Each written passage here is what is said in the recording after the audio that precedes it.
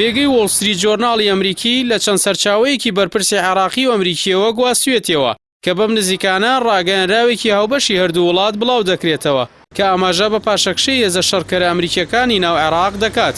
گۆڤارەکە ئەوەشی ڕوون کردوتەوە تا کۆتایی ئەم ساڵە و هێزانە لە عێراق دەکشێنەوە. ئەو بەرپرسانە ئاماژەیان بەوە داوە لە دوای ئەو بڕیارە مانەوەی هێزە ئەمریکیەکان تەنیا بۆ پشتیوانی لۆجستی و هەواڵگری عێراقیەکان دەبێت. ڕاگەیەنراوەکە جەخت لە گرنگی مانەوەی ئەمریکیەکان دەکات بۆ بەرهەڵستی و جەنگان لەگەڵ ڕێکخراوی داعش.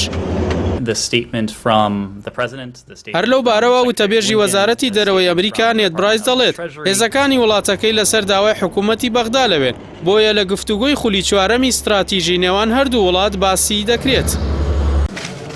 لە هەفتەی داهاتوودا خولی چوارەمی گفتوگۆی استراتیژی لە واشنتۆن بەڕێوە دەچێت. شاندی عێراق بە سەرۆکایەتی سەرۆک وەزیران مستەفا کازمی و ئەندامێتی وەزیری دەرەوە فواد مەعسووم و 25 بەرپرسی باڵای دیکەی عێراق ئامادەی گفتوگۆکان دەبن.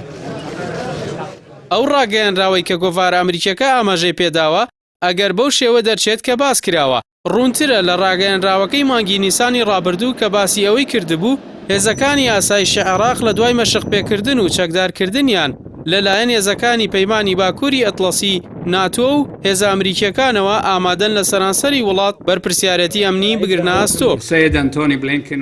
وۆڵ ستریت جۆرناڵ لە زمانی وەزیری دەرەوەی عێراق فواد حوسێنەوە گواستوێتەوە کە ناوبراو ڕایگەیاندووە وڵاتەکەی پێویستی بە هێزی جەنگاوەر نییە بەڵکو پێویستی بە هێزی ڕاوێژکاری هەیە بۆ پشتیوانی هێزە چەکدارەکان. هەر لەو بارەوە پێگەی پۆلیتیکۆی ئەمریکی لە سەرچاو ئەمریکیەکانەوە گواستوێتەوە کە واشنتۆن و بەغدا بۆ دوای پاشەکشەی هێزە شەڕکەرەکان ئاماژە بە ئەرک و چالاکی هێزە ئەمریکیەکان لە عێراق دەکەن کە بریتی دەبێت لە ئەرکی ڕاوێژکارانە. ئەو سەرچاوانە ئاماژەیان بەوە داوا کە پاشەکشەی هێزە شەڕکەرەکان بە مانای پاشەکشەی تەواویان نییە لە عێراق بەڵکو نەخشەکە ئەوەیە ژمارەیەک لەو هێزانە بۆ پێشکەشکردنی پشتیوانی لۆجستی و ڕاوێژکاری بمێننەوە.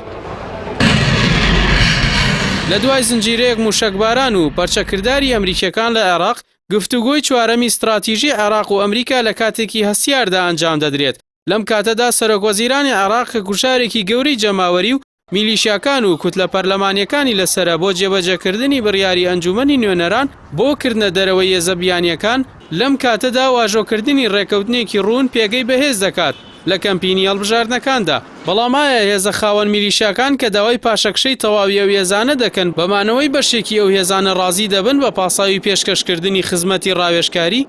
بۆیە دوور نییە ئەمریکا ئەزموونی ئەفغانستان لە عێراق دووبارە بکاتەوە لە دەرەوەی عێراقەوە چاودێری دۆخەکە بکات.